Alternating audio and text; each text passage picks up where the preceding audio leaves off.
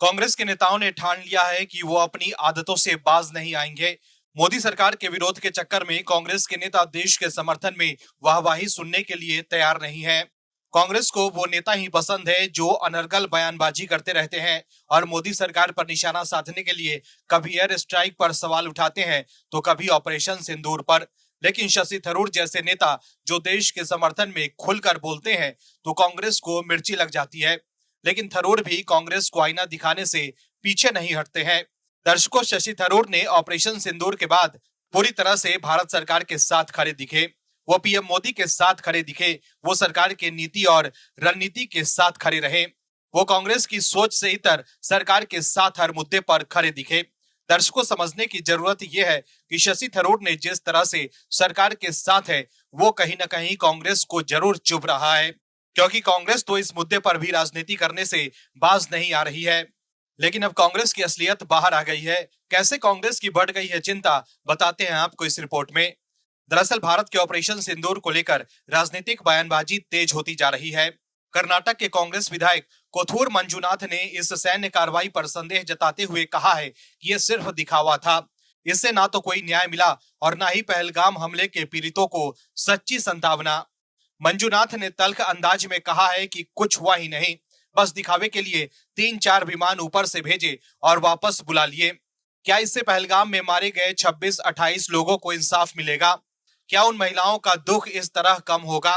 क्या यही तरीका है उनका सम्मान करने का? गौरतलब है कि भारत सरकार ने 7 मई को किए गए ऑपरेशन सिंदूर के बाद दावा किया था कि पहलगाम में 9 बड़े आतंकी लॉन्च पैड तबाह किए गए और करीब 100 आतंकियों को मार गिराया गया। भारतीय सेना ने भी प्रेस कॉन्फ्रेंस कर ऑपरेशन सिंदूर के बारे में जानकारी दी थी और कहा था कि सेना ने पाकिस्तान में सफल ऑपरेशन को अंजाम दिया है, जिसमें पाकिस्तान को काफी नुकसान हुआ है। पाकिस्तान के 11 एयरबेस को तबाह करने की जानकारी भी दी गई थी। लेकिन विपक्ष और अब कांग्रेस विधायक मंजुनाथ इस दावे को संदेह की नजर से देख रहे हैं। वहीं मंजुनाथ ने 22 अप्रैल को पहलगाम के बैसरन घाटी में हुए हमले के जिम्मेदार आतंकियों के मारे जाने की पुष्टि पर भी संदेह जताया। उन्होंने सवाल करते हुए पूछा कि क्या पक्के तौर पर पता है कि 100 आतंकवादी मारे गए? उनकी पहचान क्या है? क्या वे वही आतंकी थे जिन्होंने 22 अप्रैल को बैसरन घाटी में हमला किया था? वहीं दूसरी तरफ कांग्रेस के ही एक नेता शशि थरूर हैं जो ऑपरेशन सिंदूर और पाकिस्तान के खिलाफ भारत की कार्रवाई को लेकर खुलकर सरकार की तारीफ कर रहे हैं। लेकिन बीते दिनों मीडिया में खबर चली थी कि कांग्रेस ने कहा है कि शशि थरूर ने लक्ष्मण रेखा पार की है। शशि थरूर के बयान को लेकर पार्टी के अंदर खाने विवाद की खबरें आ रही हैं। ऐसी खबरें हैं कि कांग्रेस पार्टी ने शशि थरूर के बयान को पार्टी की राय नहीं बताया। साथ ही कांग्रेस द्वारा कथित तौर पर यह भी कहा गया कि शशि थरूर ने लक्ष्मण रेखा पार की है।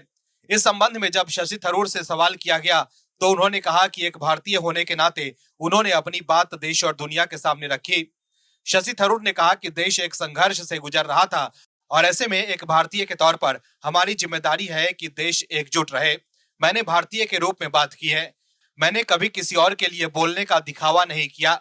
मैं पार्टी का प्रवक्ता नहीं हूँ। मैं सरकार का प्रवक्ता नहीं हूँ। मैंने जो कुछ भी कहा है आप उससे सहमत या असहमत हो सकते हैं। इसके लिए मुझे व्यक्तिगत रूप से दोषी ठहरा सकते हैं और ये ठीक है। शशि थरूर ने कहा कि मैंने अपना व्यक्तिगत विचार रखा। ये वास्तव में राष्ट्रीय विमर्श का एक हिस्सा था। ऐसे समय में जब देश संकट की घड़ी में है तो हमारे लिए ऐसा कदम उठाना महत्वपूर्ण है। अमेरिका, यूरोप और मध्य पूर्व में हमारे दृष्टिकोण को उस तरह से नहीं सुना जा रहा था जिसकी जरूरत थी। लोग मेरे दृष्टिकोण को अस्वीकार करने के लिए पूरी तरह स्वतंत्र हैं। वहीं शशि थरूर से जब यह पूछा गया कि क्या पार्टी की ओर से उन्हें कोई संदेश मिला है, इस पर थरूर ने कहा कि नहीं, पार्टी की तरफ से मुझे कुछ नहीं कहा गया। मैं केवल मीडिया रिपोर्ट देख रहा हूँ। तो देखा आपने कैसे एक तरफ तो कांग्रेस के विधायक ऑपरेशन सिंदूर पर ही सवाल उठा रहे हैं, लेकिन शशि थरूर खुलकर सरकार के समर्थन में है। Bureau report, OMH news. आप दर्शकों से विनम्र निवेदन है कि चैनल को सब्सक्राइब जरूर करें